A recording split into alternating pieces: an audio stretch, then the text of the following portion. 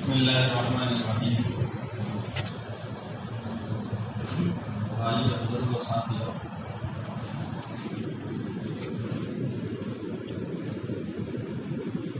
انسان مخلوق ہے، جنات مخلوق ہے، جس طرح دوسرے مخلوقات ہیں وہ بھی مخلوق ہیں، لیکن انسان کو اللہ تعالیٰ شانہ میں جو عقل اور شعور، احساس، ادراک، سمجھ بوجھ، عقل مندی، دور اندیشی، دانش مندی عطا فرمائی ہے، اس کا تقاضا اور مقتضا یہ ہے کہ یہ انسان اپنے خالق اور مالک کو، اپنے پیدا کرنے والے کو ہمہ وقت صبح سے شام تک بس اسی کا ورد کرتا رہے، اسی کا نام لیتا رہے، اسی کو یاد کرتا رہے، اسی کی تسبیح پڑھتا رہے اور اس کے سوا کچھ نہ کرے۔ لیکن چونکہ دنیا میں انسان کے ساتھ ضروریات ہیں، تقاضے ہیں، اس کے ساتھ دین کے، دنیا کے اور بھی بہت سے کام وابستہ ہیں، دعوت کا ہے، تبلیغ کا ہے، ترویج کا ہے، تعلیم کا ہے، کاروبار کا ہے، حلال روزی کے حاصل کرنے کا ہے، بہت سارے کام ہیں، تو انسان لیکن ذکر اللہ تعالیٰ شانہ نے ایسا بنایا ہے، یاد ایک ایسی چیز بنائی ہے کہ جو کسی چیز سے معارض نہیں ہے، ٹکراؤ نہیں ہے، مزاحمت نہیں ہے، یعنی یہ ایک ایسا کام ہے کہ جو دوسرے کاموں کے ساتھ میں بھی کیا جا سکتا ہے، انجام دیا جا سکتا ہے۔ قرآن حکیم میں فرمایا گیا اقیموا الصلاۃ لذکری، اس کی تفسیر میں حضرت شیخ علیہ رحمۃ نے اس بات کو کئی جگہ لکھا ہے کہ کسی بھی آیت کا شان نزول میں متعدد واقعات ہو سکتے ہیں، اسی طرح کسی بھی حدیث پاک کے شان ورود میں متعدد واقعات ہو سکتے ہیں، یعنی ایسا ممکن ہے کہ کوئی صحابی آ کر کے یہ کہیں کہ فلاں آیت میرے بارے میں نازل ہوئی ہے، میرے ساتھ ایسا واقعہ پیش آیا تھا، دوسرے بھی کوئی ساتھی کہنے لگے کہ ہاں میرے ساتھ ایسا واقعہ پیش آیا تھا، یہ آیت مجھ پر نازل ہوئی ہے، میری وجہ سے نازل ہوئی ہے۔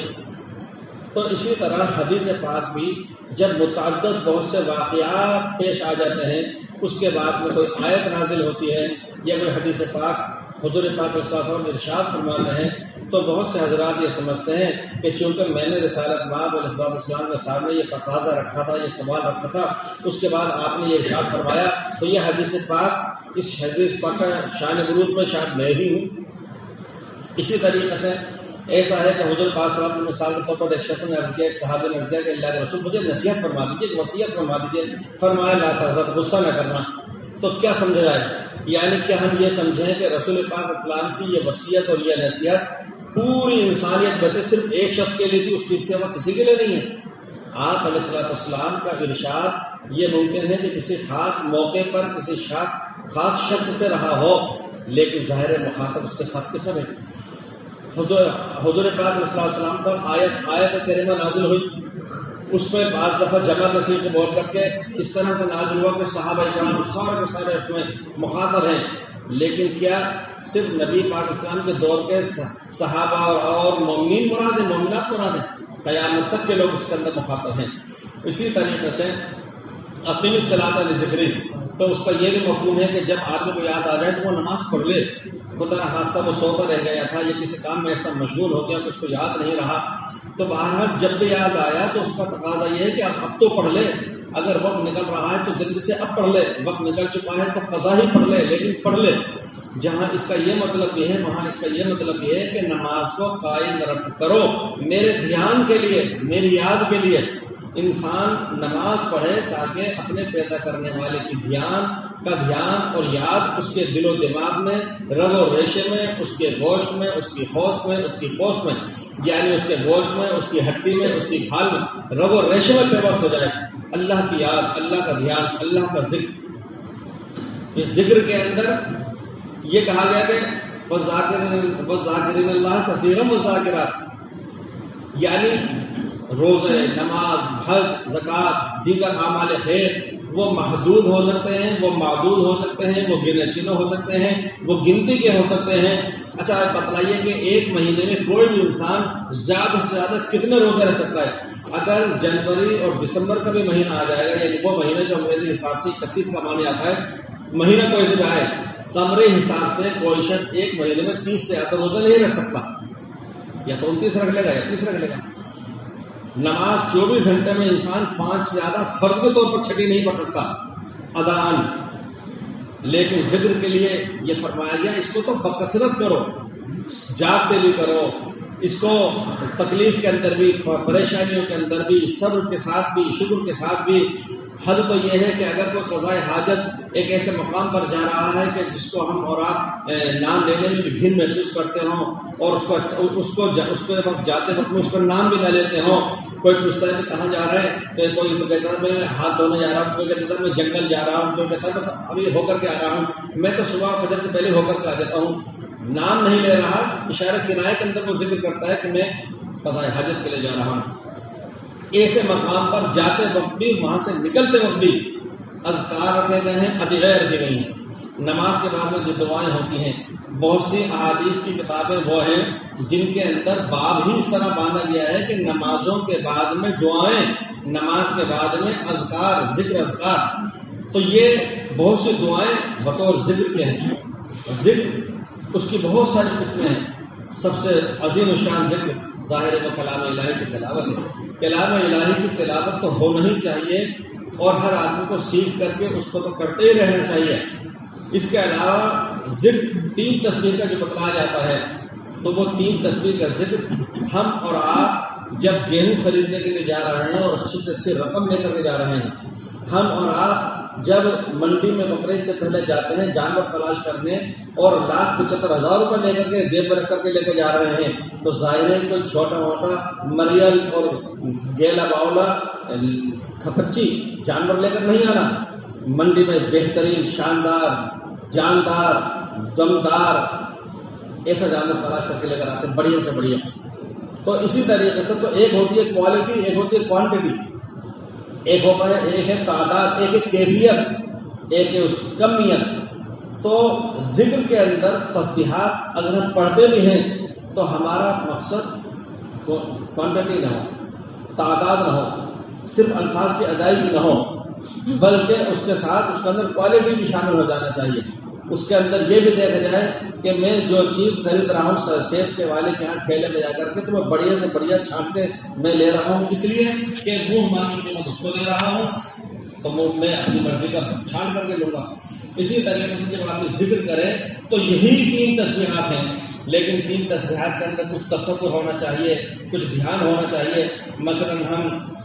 پڑھیں کوئی سی بھی تسبیح کبھی بھی پڑھ سکتے ہیں، کبھی سمرا، چاہے درود شریف کے پہلے پڑھ لیں، چاہے استغفار کے پہلے پڑھ لیں، چاہے تیسرے کلمے کے پہلے پڑھ لیں۔ لیکن ہمارے حضرت مفتی محمد حسن ننگوری رحمۃ اللہ علیہ ارشاد فرمایا کرتے تھے کہ ادب کا تقاضا ایسا رکھتا ہے کہ درود شریف سے پہلے استغفار کی تسبیح پڑھ لیں، اس لیے کہ درود پاک یہ جناب رسالہ پاک علیہ السلام کی خدمت مقدسہ میں آدمی کی نذرانہ عقیدت پیش کرتا ہے، حضور کے شان اقدس میں وہ ایک گلدستہ پیش کرتا ہے، لیکن اس کی خود کی حیثیت اور اوقات ایسی نہیں ہے کہ وہ خود اپنے طور پر پیش کر سکے اس کا وہ روب اور وہ جلال اور وہ ہیبت اور وہ عظمت۔ تو اس کی وجہ سے یہ انسان بارگاہ الہی کا عرض کرتا ہے کہ پروردگار رسول پاک علیہ السلام کے احسانات مجھ پر بہت زیادہ ہیں، میں ادائیگی کے قابل نہیں ہوں، میرا اتنا بھی حق نہیں، میرا اتنی بھی تو حیثیت نہیں ہے کہ میں براہ راست حضور پاک صلی اللہ علیہ وسلم کی خدمت میں درود بھیج دوں، لہٰذا اللہم صلی علی محمد، اے پروردگار آپ اپنے شایان شان، اپنی حیثیت کے مطابق، اپنے شان عظمت کے مطابق رسول پاک علیہ السلام پر رحمت نازل فرما دیجیے۔ خود براہ راست درود نہیں بھیج رہا، اللہ کی بارگاہ میں گزارش اور درخواست کر رہا ہے، یہ سوچ کر کریں کہ رسول پاک صلی اللہ علیہ وسلم کے حقوق ہیں، ہم ادائیگی کے قابل نہیں ہیں۔ اور درود پاک میں یہ بھی ہے کہ درود ابراہیمی پڑھ لیا جائے، یہ بھی ہے کہ کوئی مختصر پڑھ لیا جائے، لیکن اس میں بھائیوں مناسب یہ ہے کہ کم سے کم آدمی ایسا درود پڑھ لے جس میں آل کو اور اصحاب کو شریک کر لیا جائے۔ ایک طبقہ ایسا ہے روافض کا کہ وہ کبھی بھی، ان کی پہچان ہی ہے، علامت ہی ہے کہ وہ کبھی بھی صحابہ کرام کو، ازواج مطہرات کو درود میں شامل ہرگز نہیں کرے گا، اس کا شعار ہی ہے۔ لیکن اہل سنت والجماعت ان کا عقیدہ ہے، لہذا وہ درود پاک جب پڑھتے ہیں تو جہاں رسول پاک علیہ السلام پر درود پیش کرتے ہیں وہاں پر وہ ازواج مطہرات کو یا صحابہ کرام کو یا آل نبی کو، اہل بیت کو، یا اس پر سے 2 جملے بول لیتے ہیں اصحابی کو کہہ کر کے، اور دل میں دماغ میں نیت بھی رکھتے ہیں کہ ازواج مطہرات بھی صحابی و صحابیات میں صحیح ہیں، یہ نیت کر کے پڑھ لیا جائے تو چاہے کوئی سا بھی درود پڑھا جائے، ایک تسبیح صبح شام درود پاک کی، اور تو درود پاک سے پہلے میں گندا، میں بھکاری، میں حیثیت ایسے نہیں ہے، میں کچھ تو کم سے کم صاف ستھرا ہو جاؤں۔ جب کوہ طور پر موسیٰ علیہ السلام جا رہے ہیں تو انہوں نے ان کو حکم ہوا فقلا نالے، جوتے کیوں اتروا دیے گئے؟ تو بعد مفسرین نے یہ لکھا ہے کہ وہ جوتے گدھے کے، مردہ گدھے کے چمڑے کے بنے ہوئے تھے، حالانکہ چمڑا تو پاک ہو جاتا ہے، لیکن بہرحال وہ اتروا دیے گئے۔ تو آدمی جب مسجد کی طرف آتا ہے تو وہ جوتے اتار دیتا ہے، پیروں سے مسجد میں آتا ہے، پیروں میں گندگی لگی ہوئی ہوتی ہے، کیچڑ لگا ہوا ہوتا ہے، پہلے وضو خانے میں آ کر دھو لیتا ہے، پھر آتا ہے، ادب کے ساتھ آتا ہے۔ کسی سے مصافحہ کرنا ہے، یہ کھانا کھانا ہے، ہاتھ تو گندے ہو رہے ہیں تو چلو پہلے ہاتھ دھو لیتا ہے۔ درود پاک پڑھنے سے پہلے استغفار پڑھ لیا جائے کہ استغفار پڑھنے سے جب گناہ معاف ہوں گے، کسی حد تک میری زبان کچھ پاک صاف ہو جائے گی، میرا دل دماغ کچھ تو پاک صاف ہوگا، اس کے بعد رسول پاک اسلام پر درود پاک کی میں نذرانہ عقیدت پیش کروں گا۔ استغفار جب پڑھا جائے تو صرف الفاظ کی ادائیگی نہیں ہونا چاہیے، اس کے ساتھ یہ احساس ہونا چاہیے، ایک ہوتا ہے اظہار، ایک ہوتا ہے اعتراف، دونوں میں زمین آسمان کا فرق ہے۔ ہمارے حضرت مفتی محمود حسن ننگوہی رحمۃ اللہ علیہ فرمایا کرتے تھے کہ یہ جو لوگوں سے لوگ لکھتے ہیں اور اپنا آپ کہہ دیتے ہیں حقیر، فقیر، پر تقصیر، خاکسار، گناہ گار، کم ترین، نالائق، بے روزگار، یہ اظہار ہے، اعتراف نہیں ہے۔ لہذا جو شخص یہ کہہ رہا ہے میں تو حقیر، فقیر، پر تقصیر ہوں، خاکسار، گناہ گار ہوں، آپ اس کے نام پہ بھی خط لکھیے اور اس پہ منی آرڈر بھیج دیجیے آپ کو 100 روپے کا، 1000 روپے کا، اور اس کا نام لکھیے حقیر، فقیر، پر تقصیر، خاکسار، گناہ گار، فلاں بن فلاں۔ پھر دیکھیے کہ اس کی آنکھوں کے اندر کیسی سختی آتی ہے، اس کی پیشانی کے اوپر کیسی رگ غیرت و حمیت بھڑکتی ہے، تو اس کا مطلب یہ ہوا کہ وہ اظہار تو کر رہا ہے، اعتراف نہیں کر رہا۔ ہم جو درود پاک کے ساتھ ہم جو استغفار پڑھیں تو ہمارا صرف الفاظ کی ادائیگی نہ ہو، استغفر اللہ ربی واتوب الیہ، اے اللہ میرے گناہوں کو معاف فرما دے، بلکہ اس حقیقت کے ساتھ ہو کہ حقیقت میں واقعی میں گندہ ہوں، میں گناہ گار ہوں، میں خطا کار ہوں، میں عیبوں سے بھرا ہوا ہوں، اے اللہ مجھے معاف فرما دے۔ اس احساس کے ساتھ، سوچ کے ساتھ، دھیان کے ساتھ تو درود پاک استغفار۔ تیسرا کلمہ حدیث پاک میں یہ فرما دیا گیا کہ کوئی حرج نہیں ہے کہ ان میں سے کسی بھی کلمے کو مقدم کر لو، کسی بھی کلمے کو مؤخر کر لو، سبحان اللہ، الحمدللہ، لا الہ الا اللہ، اللہ اکبر، کسی کو بھی آگے پیچھے کر کے پڑھ سکتے ہیں۔ لیکن ایک بات یہ ہے کہ ابھی جیسے کہ میں نے عرض کیا تھا کہ سب سے افضل کا کلام الہی ہے، قرآن پاک کا تلاوت سب سے افضل، یہ وہ الفاظ اور کلمات ہیں کہ گرچہ متعارف اور مشہور یہ ہے کہ یہ قرآن پاک کی تلاوت نہیں ہے، یہ تو کلمہ ہے، کلمہ سوم ہے، لیکن اس میں سے ہر کلمہ قرآن حکیم ہی کا ایک جز ہے، اس میں سے ہر کلمہ قرآن پاک ہی کا ایک حصہ ہے، اس لیے افضل ترین کلمات ہیں۔ سبحان اللہ جب پڑھا جائے اس کا معنی ہے کہ اللہ پاک ہے، تو آدمی اپنے دل کے اندر اس بات کو تازہ کرتے ہوئے پڑھے سبحان اللہ، اللہ کی ذات پاک ہے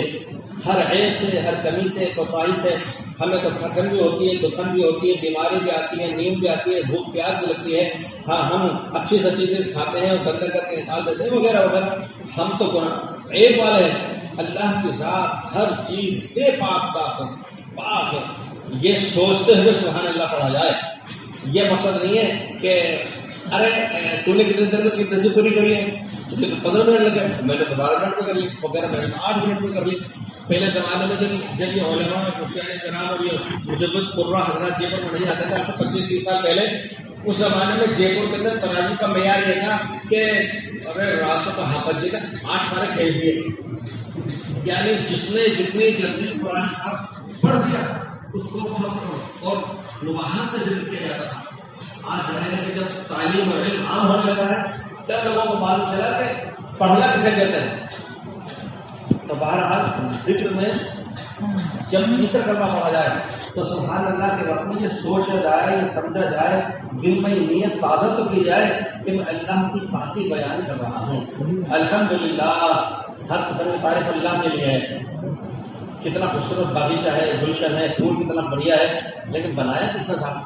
ایک شخص نے، اس نے میرے ساتھ کتنا احسان کیا، سلوک کیا، مصیبت میں یہ شخص میرے کام آیا ہے، لیکن وہ کون سے ذات ہے جس نے اس کے دل میں یہ بات ڈالی کہ یہ میرے ساتھ احسان کرے، نیک سلوک کرے.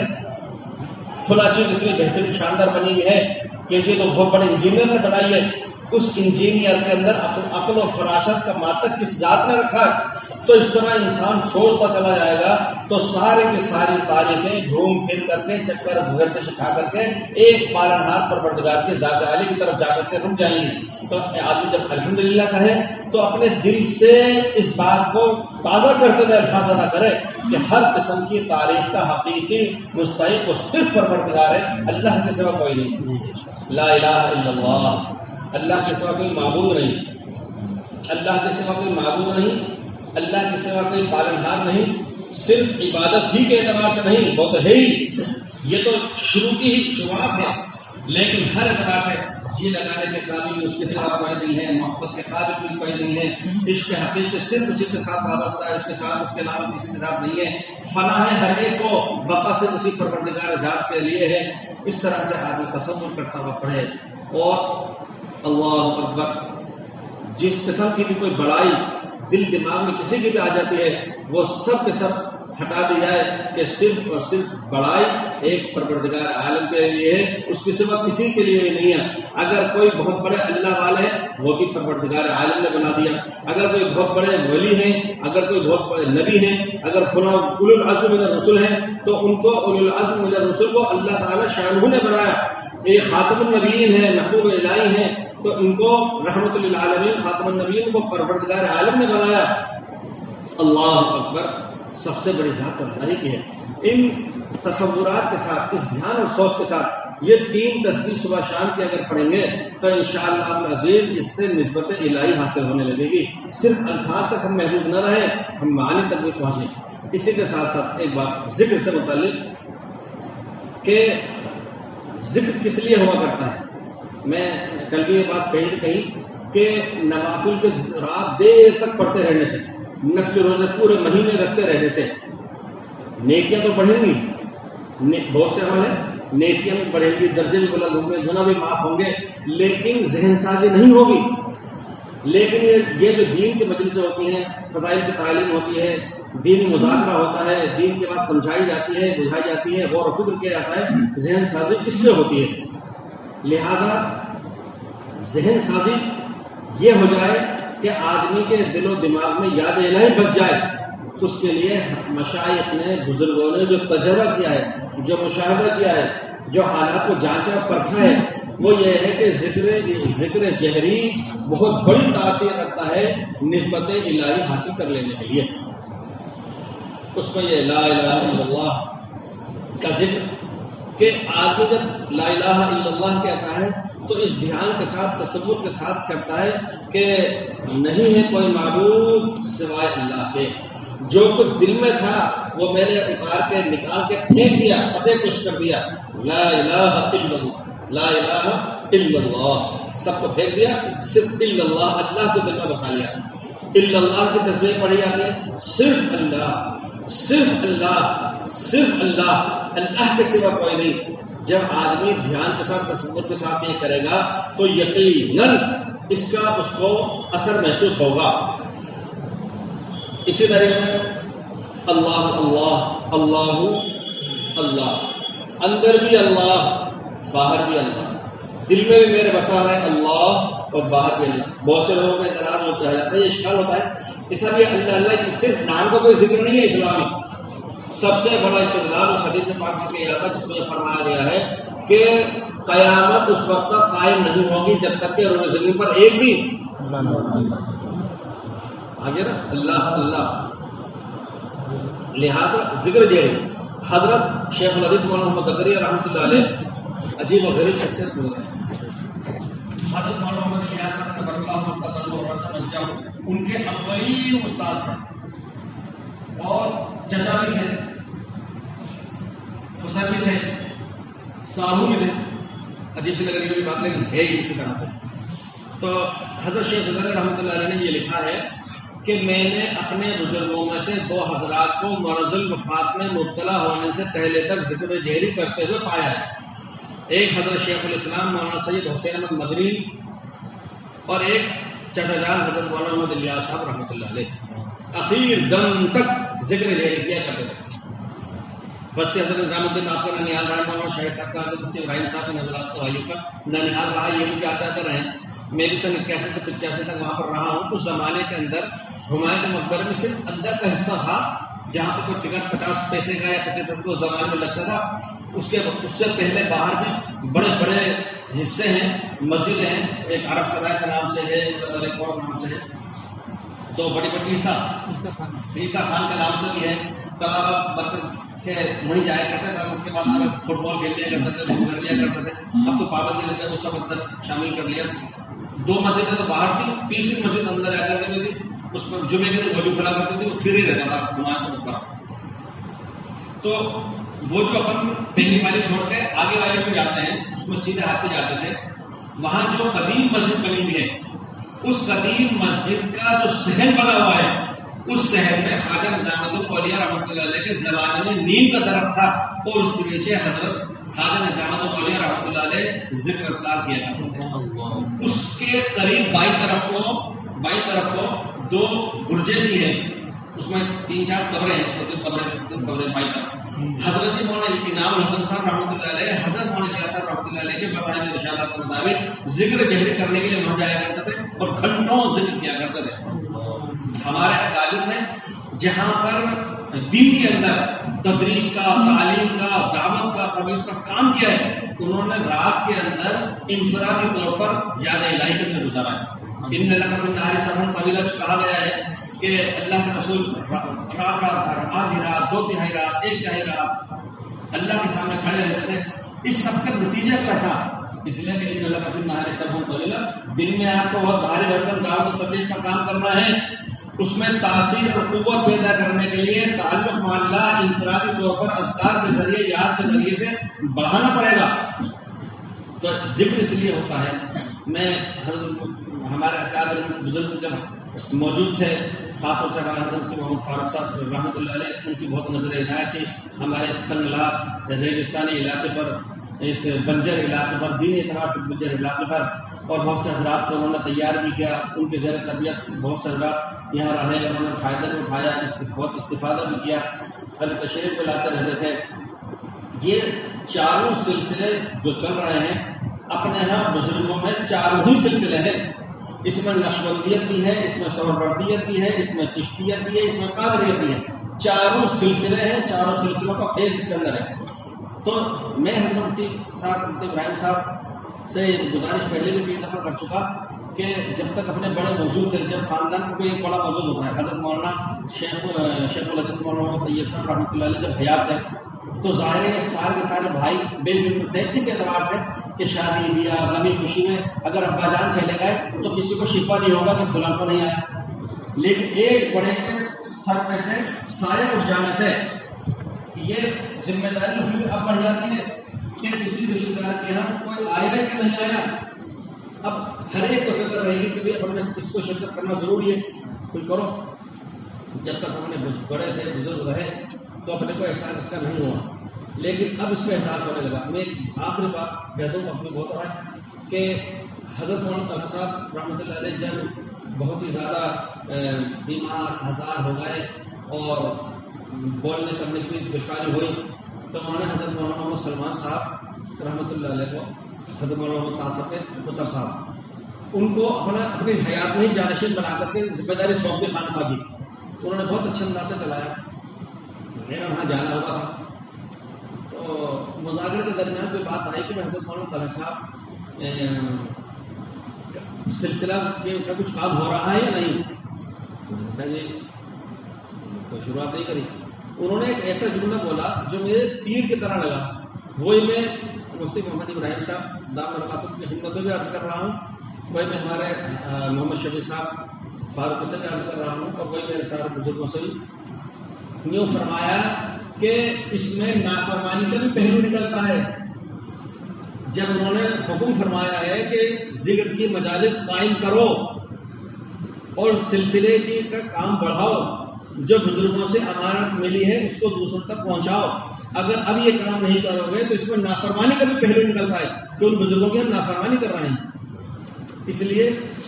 جہاں انفرادی طور پر ہم اختصاص ذکر کا اہتمام فرماتے رہے ماشاء اللہ، اور مدرسے کے طلبہ وغیرہ بھی کرتے ہیں، لیکن میرے دل میں سب داعیہ پیدا ہوتا تھا کہ اتنا بڑا یہ علاقہ ہے، مستقل قصبہ سا ہے کھو ناگوریا، کم سے کم ہفتے میں کوئی ایک دن ایسا اور ایک وقت ایسا متعین ہو کہ مل جل کر کے سر جوڑ کر کے ذکر کر لیا کریں۔ تو جن کو ذکر کی اجازت ہے ذکر جہری کی وہ ذکر جہری کر لیں، جن کو نہیں ہے وہ تسبیحات پڑھ لیں۔ اس سے یہ عجیب تاثر ہوتی ہے۔ حضرت شیخ بکری رحمۃ اللہ علیہ نے یہ لکھا ہے کہ تعلق معاملہ قائم کرنے میں سب سے زیادہ زود اثر میں نے ذکر جہری کو پایا ہے، یہ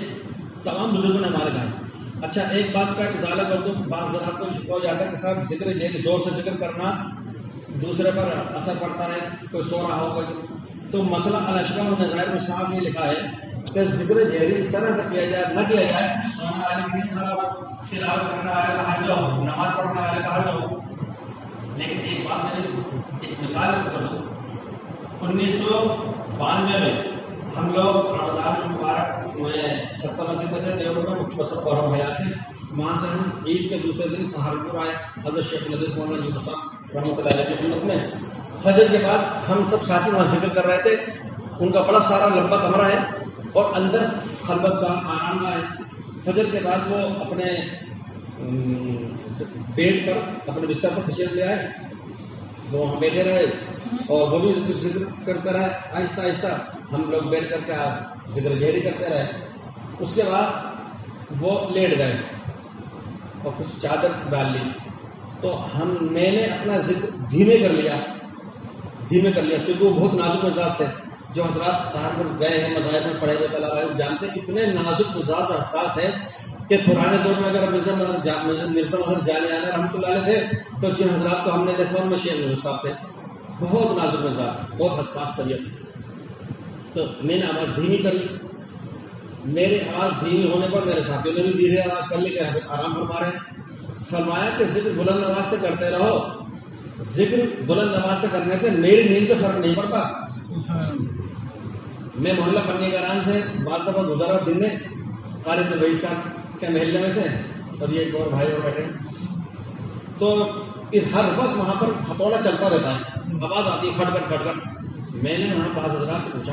کہ کبھی کوئی بیمار ہزار آدمی ہو، کوئی سو رہا ہو، دن میں کئی روڑا کر رہا ہو تو اس کو تو بڑی تکلیف ہوتی ہوگی۔ تو وہاں نے بتایا ہے کہ جس دن ہتھوڑا بند ہو جاتا ہے تو سوتے ہوئے کہ آنکھ کھل جاتی ہے، چونکہ عادت پڑی ہوئی ہے، ان کو ٹھک ٹھک سے کوئی فرق نہیں پڑتا۔ ایمان والا اگر سو رہا ہے یا مطالعہ کر رہا ہے یا پڑھ رہا ہے، اس کو اللہ اللہ کی آواز سے خلل ہو رہا ہے۔ ایک آدمی اللہ کے دربار میں آ کر مسجد میں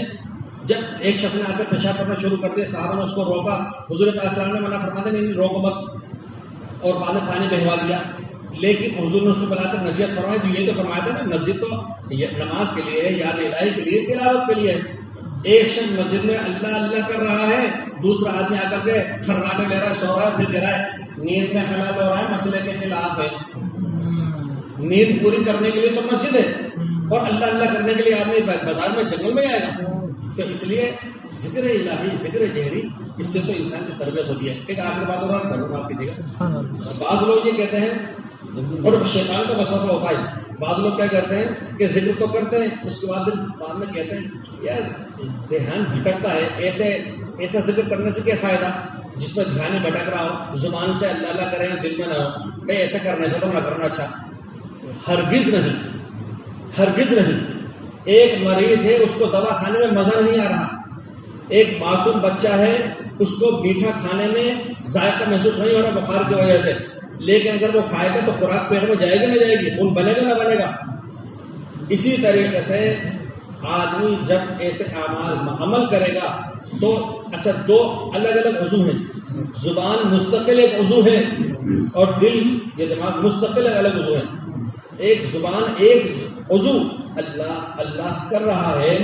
اور دوسرا عضو نہیں کر رہا۔ ارے تو بھائی جائیے پروردگار سے آدمی یہ دعا کرے، اے پروردگار آپ کا احسان ہے کہ مجھے نالائق کی زبان کو آپ نے اپنا نام لینے کی توفیق عطا فرما رکھی ہے، لیکن اور کرم فرما دیجئے میرے دل دماغ کو بھی آپ توفیق عطا فرما دیجئے. یہ نہیں کہ اگر یہ نہیں تو وہ بھی نہیں. آپ میری دعوت کریں گے کیا کھلائیں گے؟ سب میٹھا اور نمکین، اور میٹھا صرف میٹھا کھلاؤ گے تو میں نہیں آؤں گا، نمکین میں ہونا چاہیے. ایسا نہیں ہے. اگر کسی جگہ پر کئی جگہ آج کل شادی کے میں بریانی بھی ہوتی ہے، قورمہ روٹی بھی ہوتا ہے، لیکن اگر کہیں صرف قورمہ روٹی ہے بریانی نہیں ہے تو کیا کھانا کھانے نہیں جائیں گے؟ صرف بریانی ہے قورمہ روٹی نہیں ہے تو کیا کھانا کھانے نہیں جائیں گے؟ اگر ایک عضو انسان کا اللہ اللہ کر رہا ہے تو اس سے کیوں محروم ہو رہا ہے آدمی کو تو چاہیے کہ وہ ایسی کوشش کرے. ہمارے حضرت صاحب رحمۃ اللہ علیہ خط میں لکھا تھا کہ اگر معاملات چھوٹ رہے ہیں تو فرماتے تھے کہ وہ معاملات نہیں کہلاتے جو